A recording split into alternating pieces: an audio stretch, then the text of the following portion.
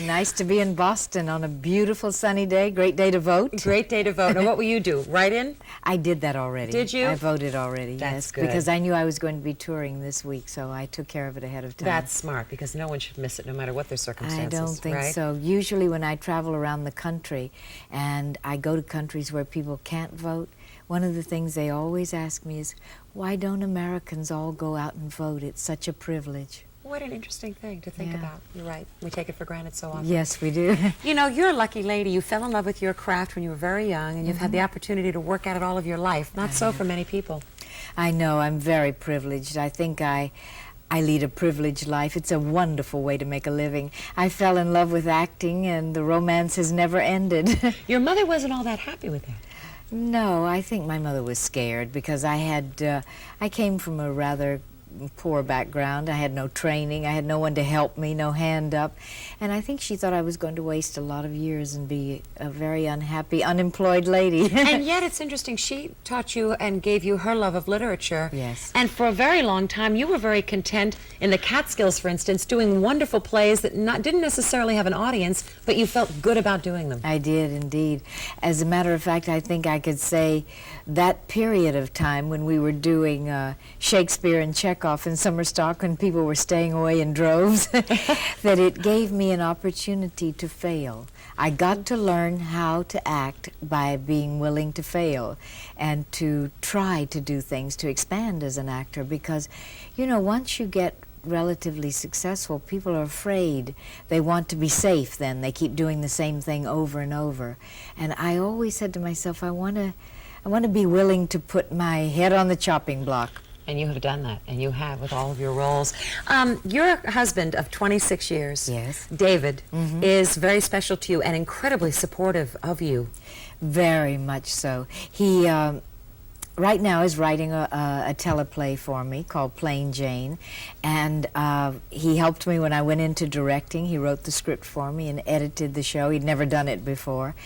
I would say probably without that kind of support, it would be very hard for me to have gone on, to have left home, to have gone to California, to have been apart 8 months at a time, you know. It's very difficult. But he believed that it was worth it, and he thinks that I'm the best actress in the world. Isn't that nice? That is very nice. So I don't want to disillusion him. He's 10 years your junior. When you first met, did you think that that might be difficult? Because 26 years ago, that was unusual. Yeah, well, it wasn't chic or in or... No. It was kind of embarrassing. I did think it would present problems because when I first met my husband, he was just 19 and I was 29. And I thought, well, we should not get married, certainly, because, you know, at 19, what attracts you in a person may not necessarily be what's right for you by the time you get to be 29. And you're much more of an adult, or your life changes, your needs change. So we lived together 12 years before we got married, and it was not a time when people did that it was considered fun. And when we decided to get married, I called my mother. We're from Texas, both of us, and I said, David and I have decided to get married. And she said, you always were perverse. I just got used to your living with somebody. Now everybody's living with somebody and you're getting married. What am I going to tell my friends? Oh, that's great. You, though, for David, must be perfect because even though he's younger, you have found passages in your life where the whole world opens up to you. At 40, you said life kind of began. It did. I was a bit of a late bloomer, and my life turned upside down. Usually at 40, I think especially for women, life settles down, and you say, okay, this is it, I'm married, this is my home, this is where I'm going to live in this city. And suddenly I was in Hollywood, you know, and trying to start a whole new career, really, although I still was acting. As you well know, television is a whole different world from the stage. But you also then looked at the American Film Institute's program for women directors. I did. You know, I was one of those people that talked about being a director all the time. And so finally my husband said to me one day, look, the American Film Institute has a women's directing workshop. You've been talking about this for 5 years. Go do it. And to my shock, they accepted me. I had had no training, technically, but I had no script either. You went home, all the other women there had scripts and you had none. I had none. I was so embarrassed, so my husband said, well, maybe I can help, and he adapted a short story he had never written before. Then I lost my editor because he had eye trouble, and my husband had never seen an editing machine, and he edited the piece for me. He's something, isn't he? He He's just terrific. jumps in wherever he's needed. Yes. There's been talk of a spin-off from Who's the Boss? Yes. Called Mona, which I think would be a great idea, but something happened that's making it kind of look like it might not happen now, huh? Yes, we did do the pilot spinoff, and I think everybody was very pleased with it. We had a terrific time doing it. But you know, Who's the Boss, I think everyone believes, needs a triangle, that the show needs a catalyst between Tony and Angela.